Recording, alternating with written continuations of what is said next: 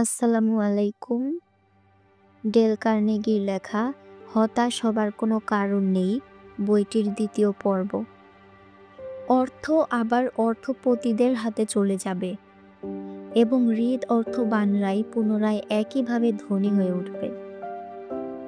তার কারণ হিসেবে তারা বলেন, এই জগতে যারা অর্থনৈতিকভাবে চরম প্রতিষ্ঠা লাভ করেছেন তাদের বেশিরভাগই জন্মেছেন সাধারণভাবে, আর 10 জনের মতো, এবং আর 10 জনেরই সঙ্গেই তারা বেড়ে উঠেছেন। কিন্তু কালক্রমে অর্থনৈতিকভাবে প্রতিষ্ঠার দ্বারা তারা যে সাধারণের উপর মাথা তুলে দাঁড়িয়েছেন সেটা তাদের অভ্যন্তরীণ মাল মশলার সাহায্যেই। অর্থশালী হওয়াটা যতটা না ভাগ্যের ব্যাপার, তার চেয়ে বেশি একটা অনুশীলনী ও কৌশলগত ব্যাপার, যার জন্য অর্থের সমবন্টন হলেও মেধা ও কৌশলের অসমবন্টনের জন্য পুনরায় অর্থকৌশলী অর্থ অর্জনের মেধা সম্পন্ন ব্যক্তিদের হাতেই পুনরায় এই অর্থ পুঞ্জীভূত হবে। এর কারণ হিসেবে তারা বিশ্বের বহু ঘটনার উল্লেখ করেছেন। অর্থ লাভ করা যে একটি কৌশলগত দিক, এতে আর সন্দেহ কি? অর্থ লাভের কৌশলগত দিক নিয়ে আমরা অবশ্যই বিশদ আলোচনা করব। এ নিয়ে অতিরিক্ত ভাবনায় ফল লাভের সম্ভাবনা কম। প্লেটো বলেন, অর্থগৃহীতা থেকে দূরে থাকো, তাহলেই তোমার জীবনে অর্থের প্রাচুর্য আসবে। সামাজিক সমস্যার মূল বিষয়টি হচ্ছে নিজের সঠিক মান মর্যাদা সমাজ থেকে স্বতঃস্ফূর্তভাবে পাওয়া। আমরা জনপ্রিয় ও সম্মানীয় হতে চাই, সমাজে নিজের দায়িত্ব পালন করতে চাই, এবং সমাজ থেকে আমাদের প্রতি নিশ্চিত প্রাপ্য আমরা কড়ায় গণ্ডায় পেতে চাই। সমাজ থেকে আমাদের বড় প্রাপ্য হচ্ছে সবার সহানুভূতিশীল আচরণ, অথচ তার চেয়েও বেশি করে আমরা যেটা পেতে চাই সেটা হচ্ছে খ্যাতি। অথচ রবার্ট শুম্যান বলেছেন, পৃথিবীতে দুটো কাজ খুব শক্ত, একটা হচ্ছে নিজের জন্য খ্যাতি অর্জন করা, এবং অপরটি হচ্ছে সেটাকে আগাগোড়া ধরে রাখা।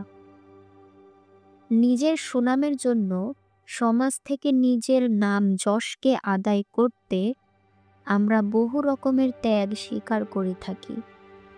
একজন জননেতা তার জীবনে যতবার কারাবরণ করেন, গুলির মুখোমুখি হন ও ঝড় ঝঞ্ঝার মোকাবেলা করেন, সেটা একমাত্র অর্থের জন্য নয়, কিংবা স্রেফ জনহিতার্থে নয়। এর পেছনে আরও একটি বিষয় গোপনে কাজ করে থাকে, এবং সেটি হচ্ছে অন্যের কাছ থেকে নিজের নাম যশের স্বাধিকার পাওয়ার আকাঙ্ক্ষা। অনেক উচ্চ মূল্য দিয়ে এটাকে কিনতে হয়। কখনো কখনো নাম যশের সঙ্গে মানুষ গোপন প্রভুত্বের বাসনাকে চেপে রাখতে পারে না, আর তখন সে মানুষের উপর ক্ষমতা নিয়ে খেলতে চায়। এটা নেশার মতো তাকে পেয়ে বসে। রাষ্ট্রীয় পর্যায়ে আমরা একে বলে থাকি এক নায়কতন্ত্র, সামাজিক পর্যায়ে বলে থাকি তালুকদারি, তারও নিম্ন পর্যায়ের সুবিধাবিহীন এবং কিছুটা স্বার্থ উদাসীন ব্যক্তিকে বলে থাকি কাপ্তান। জর্জ ওয়াশিংটন সৎভাবে জনপ্রিয়তার জন্য একটি উপদেশ দিয়েছিলেন, সেটি হচ্ছে, কেউ যদি জনপ্রিয় হতে চান তবে তাকে দুটি কাজ করতে হবে।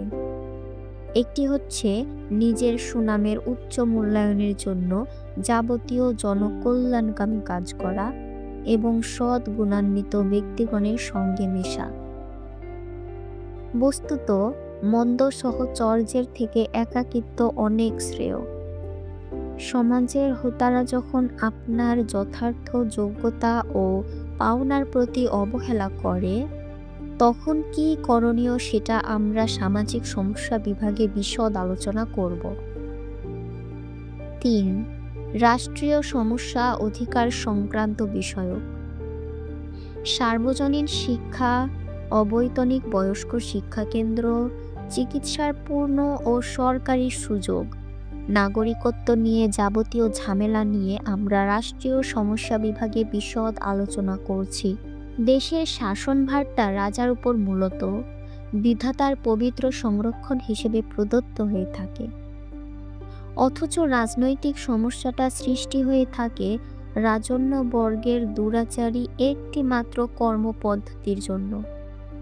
তারা তিতবরীকে মিষ্টি কুইনাইনের মোড়কের মাধ্যমে জনগণকে গেলাতে চেষ্টা করে এবং গেলায়। এক্ষেত্রে মেকলে একটা সুন্দর কথা বলেছেন।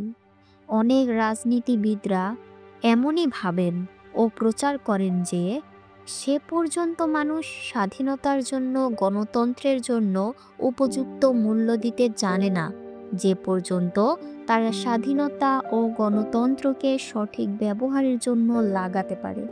কিন্তু এটা ঠিক নেহাত সেই পুরনো বোকার গল্পের মতোই শোনায়, যে সাঁতার না শিখে কেউ পানির কাছে যেন না যায়।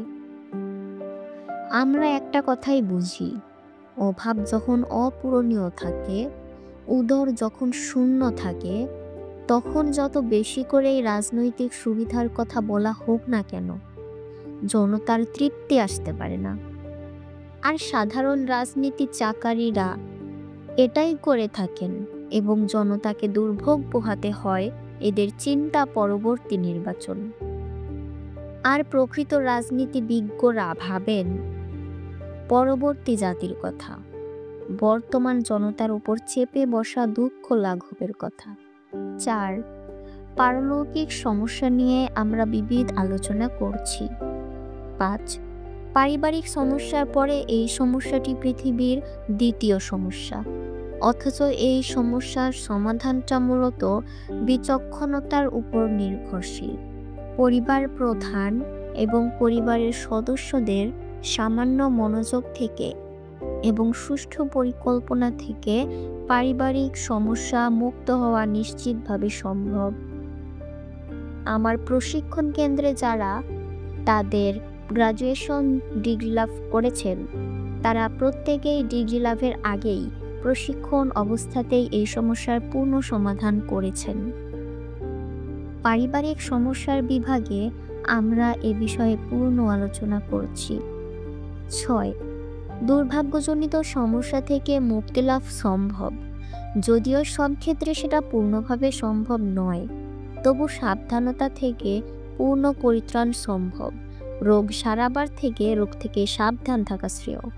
দুর্ভাগ্য আসলে কোনটি এবং দুর্বল চিত্তের সন্দেহে কাকে দুর্ভাগ্য বলছি, সেটাও আমরা দুর্ভাগ্যজনিত সমস্যা বিভাগে আলোচনা করছি। 7. জন্মগত সমস্যাকে মূলত সমস্যাক্ষ আওতায় স্থান দেওয়া উচিত নয়, তার কারণও প্রাসঙ্গিক আলোচনায় আমরা উল্লেখ করব। 8. ভুল করা, বিভ্রান্ত হওয়াজনিত সমস্যার মূল বিষয়টি হচ্ছে অহেতুক উদ্বিগ্নতা। তার কারণ ভুল করাটা কোনো সমস্যাই নয়, এটার বিভ্রান্তির ও অনুশোচনা বোধ ও ফলাফলকে ভেতরে পুষে রাখাটাই সমস্যা। ভুল করায় লজ্জা নেই, লজ্জা থাকা উচিত অসাবধানতার। সাবধানী হয়ে ভুল হয়ে গেলে সেজন্য প্রায়শ্চিত্ত না করে অবিলম্বে সংশোধনের চেষ্টা করাটাই শ্রেয়। মানুষ ভুল করবেই, এটাই প্রকৃতির নিয়ম। অসংখ্যবার যদি নিজের অনিচ্ছায় ভুল হয়ে যেতে থাকে, সেজন্য দুঃখ করার কিছুই নেই। লাওসি বলেছেন, ভুল ভ্রান্তি নিয়েই মানুষের জীবন। সেই ভুলকে প্রাধান্য দিয়ে বাকি জীবনে অশান্তি ডেকে আনার কোনো মানে হয় না। আপনার ভুলের জন্য পৃথিবীর কোনো ক্ষতি বৃদ্ধি হচ্ছে না, তদ্রূপ বিধাতার যা ক্ষতি করছেন অসংশোধন ও অনুশোচনা দিয়ে সেটা নিজেরই, এবং এটাও আরেকটা ভুল। বিশদ ব্যাপার প্রাসঙ্গিক বিভাগে আলোচনা করছি।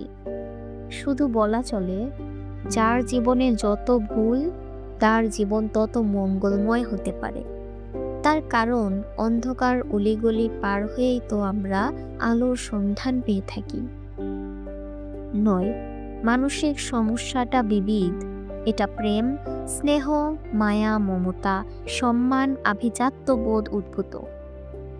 প্রাসঙ্গিক আলোচনায় আমরা এর বিস্তৃত রূপ তুলে ধরে তদ্জনিত সমস্যা এবং তার সমাধানের পথ নিয়ে প্রয়োজনীয় আলোচনা করব।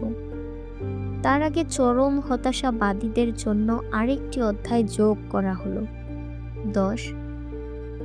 যৌন সমস্যা যথাসময়ে যথাস্থানে আলোচনা করা হবে। মানসিক রোগের উৎপত্তি হলো হতাশা থেকে। উইকলি গার্ডনার পত্রিকার একটি জরিপ হতাশাজনিত সংক্রামক ব্যাধি নামে একটা প্রবন্ধ চেপেছিলেন, যেখানে বলা হয়েছিল আমেরিকা তথা বিংশ শতাব্দীর দুনিয়ার সব থেকে ভয়াবহ মানসিক ব্যাধির নাম হতাশা। বিশ্বে যত লোক অঘটন ও অপঘাতে অপমৃত্যুবরণ করে, তার থেকে বহুগুণ বেশি মানুষ জীবমৃত্যু হয়ে মৃত্যুর পূর্বে মৃত্যুকে বরণ করে, আর এরা হতাশাগ্রস্ত শ্রেণী। আমেরিকার 7.5 লক্ষেরও বেশি লোক প্রতি বছর নানা দুর্বিপাকে ও দুর্ঘটনায় পঙ্গু, অথর্ব, অঙ্গহীন, নষ্টাঙ্গ অথবা কোনো না কোনোভাবে কম বেশি বিকলাঙ্গ হয়ে যায়। এর কারণ যাই হোক, কিন্তু তার চেয়েও বেশি লোককে আত্মনিপীড়নে বিকল হতে দেখা গেছে হতাশার শিকার হয়ে। আর করুণ সংবাদ হচ্ছে এটাই, দৃশ্যমানে 7.5 লক্ষ বিকলাঙ্গ মানুষের কম বেশি প্রায় সবাই দেহ চিকিৎসার ফলে আরোগ্য লাভ করে থাকে, অথচ তার 1% মানসিক হতাশাগ্রস্ত এইসব রোগীর চিকিৎসা সঠিকভাবে সম্পাদিত হয় না। হতাশা দুর্ঘটনার চেয়েও বেশি ক্ষতিকারক। তার কারণ, পঙ্গু মানুষকে কর্মক্ষম হয়ে জীবন সংগ্রাম করতে দেখা যায়, অথচ হতাশাগ্রস্তরা একেবারে ভেঙে পড়ে এবং সেক্ষেত্রে তাদের সব অঙ্গই স্থবির হয়ে যায়। হতাশা মানুষের কি কি ক্ষতি করে তার নজির দেখুন। ক. প্রথমত উদ্যমহীন করে ফেলে। খ. এরা মানুষের পৃথিবীর ভালো দিক দেখতে পারে না। গ. কেবলই সমস্ত মানুষের মধ্যে ও জিনিসের মধ্যে দোষ ও খুঁত খুঁজে বেড়ায়। ঘ. দৃষ্টিকে নিজের দিকে অর্থাৎ তুচ্ছ ও অমহান দিকে নামিয়ে আনে। ম. জীবন, পৃথিবী ও সমস্ত প্রাণীর সম্পর্কে প্রকাশ্যে অথবা গুপ্তভাবে খারাপ ধারণা পোষণ করে। চ. জনকল্যাণকামী মনের মৃত্যু ঘটে। ছ. জীবনকে উচ্ছন্নতার প্রচণ্ড স্রোতে নিমজ্জিত করে। বর্গীয় জ. আদর্শচ্যুত হয়। ঝ. অসামাজিক হয়ে পড়ে। ইয়. ভেতরে উদ্ভট ও অনিশ্চিত আক্রোশ পোষণ করে। ট. বিপদগামী হয়। ঠ. অপরাধের পরিবেশে এলে সহজেই অপরাধ করে বসা অস্বাভাবিক নয়। দ. ধার্মিক লোক ও অধার্মিক ও নাস্তিক হয়ে পড়ে। ঢ. রগজটা, বদরাগী ও খুঁতখুঁতে স্বভাব প্রাপ্ত হয়। মধ্য ন. সহজ জিনিসকে বাঁকা করে দেখতে শুরু করে। ত. অনিদ্রায় ভোগে। থ. পাগল হয়ে যেতে পারে। দ. বায়ুগ্রস্ত হতে দেখা যায়। ধ. দাহ, প্রদাহ, অগ্নিমন্দা ও যকৃৎজনিত পীড়ার শিকার হয়।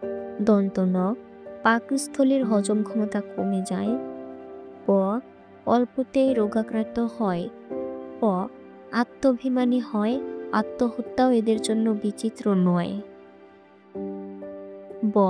সংসার ও কর্মজীবনের অশান্তিতে থাকে ও অশান্তি সৃষ্টি করে। ভ. উদ্ভট আচরণ ও সাজসজ্জার প্রতি ঝুঁকে পড়ে। ম. কঠিন অবস্থায় চরম নেশাসক্ত হয়ে পড়তে পারে। অন্ত্যেষ্টিয় জ. আত্মহনন প্রবণতা চরম রূপ নিতে পারে। র. ধ্বংসাত্মক কাজে অবলীলায় ঝাঁপিয়ে পড়তে পারে। ল. সুবিচার বোধ কমে যায়। অন্যের লঘু অপরাধের জন্য গুরুদণ্ড দিতে পারে। ব. ভূতত্ত্ব, প্রেমতত্ত্ব ও জ্যোতিষশাস্ত্র বিশ্বাসী হয়ে পড়ে। তালিবস্য, চেহারার আকর্ষণ হারায় ও ব্যক্তিত্বহীন হয়ে পড়ে। মধ্যাহ্ন স. আমাশয়, ও আলসার জাতীয় রোগে ভুগতে পারে। এছাড়া বহু প্রকার পতনমুখী দিক হতাশাগ্রস্তদের মাঝে প্রকাশিত হতে থাকে। উপরোক্ত কথাগুলো বিশ্বাস করতে কষ্ট হচ্ছে, তাই না? কিন্তু ওগুলো আমার কথা নয়। নিউ ইয়র্কের মানসিক রোগীর প্রধান চিকিৎসক আলফ্রেড ডগারি আমাকে এগুলো জানিয়েছেন এবং প্রচুর উদাহরণ দিয়েছেন। আমি নিঃসন্দেহে ধরে নিচ্ছি ওপরের কথাগুলো সত্যি। আপনার যা মনে হয় তাই ধরে নিন।